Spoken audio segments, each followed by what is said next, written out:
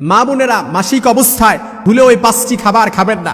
যদি এই 5টি খাবার খান তাহলে ধীরে ধীরে আপনি ক্যান্সারের দিকে আক্রান্ত হবেন, অথচ আপনি নিজেও জানবেন না। মা বোনদের জন্য পিরিয়ড হওয়া, মেনস্ট্রুয়েশনাল পিরিয়ড, এটা একেবারে স্বাভাবিক অবস্থা।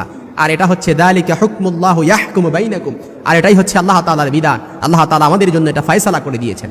এজন্য মা বোনদের যে পিরিয়ড হয়, মেনস্ট্রুয়েশনাল পিরিয়ড, আমার মায়ের হয়, আমার বোনের হয়, আপনার মায়ের হয়, আপনার বোনের হয়, অনেকে লজ্জায় এগুলো বলতে যায় না, জানতে চায় না, অথচ এটা আল্লাহর বিধান। এটা লজ্জাকর কোনো বিষয় না, এটা একেবারে স্বাভাবিক বিষয়।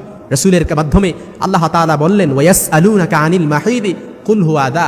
হে রাসূল, লোকেরা যখন আপনাকে হায়াত সম্পর্কে জিজ্ঞেস করে, আপনি বলে দেন এটা খুব কষ্টকর বিষয়। এই জন্য যে মা বোনরা হায়েজ অবস্থায় মেনস্ট্রুয়েশনাল পিরিয়ড হয় না, বুঝতে হবে ওই মা বোন অসুস্থ। ওই মা বোনকে সুস্থ করার জন্য হসপিটালে দৌড়াদৌড়ি করা হয়, অথচ যার হায়েজ হয় তার এটা হচ্ছে একটা সুস্থতার লক্ষণ। এই জন্য যে মা বোনদের, যে ছোট ছোট বোন আছে যারা নতুনভাবে মাসিক হয়, যাদের বড় বোন থাকলে আপনি আপনার ছোট বোনকে বলেন এই বিষয়গুলো খেয়াল করার জন্য, এই বিষয়গুলো বুঝান। যারা মা আছেন, আপনি আপনার মেয়েকে এই পিরিয়ড সম্পর্কে তাদেরকে ভালো করে জ্ঞান দেন। এই জন্য যখন কোনো মা বোনদের মাসিক অবস্থায় যখন শুরু হয়ে যাবে, প্রত্যেক মাসে চন্দ্র মাসে যখন মাসিক শুরু হয়ে যায় তাদের, তখন এই 5টি খাবার ভুলেও খাওয়া যাবে না, যেটা মেডিকেল সায়েন্স প্রুভড করেছে, প্রমাণ করেছে। এর 1 নাম্বার হচ্ছে দুধ, চিজ বা দই। এই খাবারটা ভুল করেও খাওয়া যাবে না। দুধ, চিজ বা দই, এটা যদি আপনি খান তাহলে এটার মধ্যে এরকম কোনো অ্যাসিড রয়েছে, হরমোন রয়েছে, যেটা আপনাকে মারাত্মক লেভেলের আপনার ওপরে প্রভাব ফেলতে পারে এবং ধীরে ধীরে আপনাকে ক্যান্সারের দিকে ধাবিত করতে পারে। মেডিকেল সায়েন্স প্রুভড করেছে।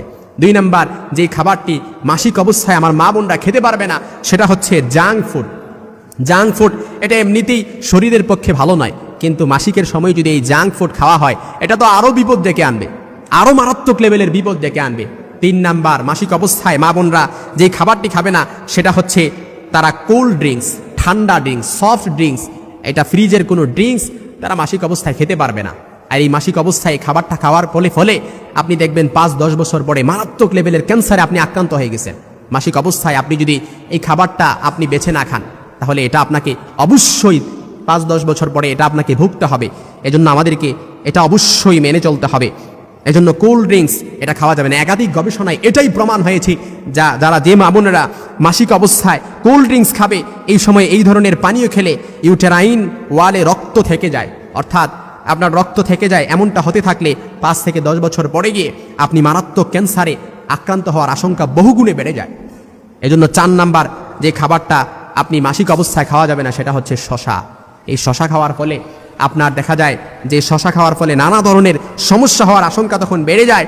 শশায় উপস্থিত কিছু উপাদান এ সময় শরীরের উপর খারাপ প্রভাব ফেলে।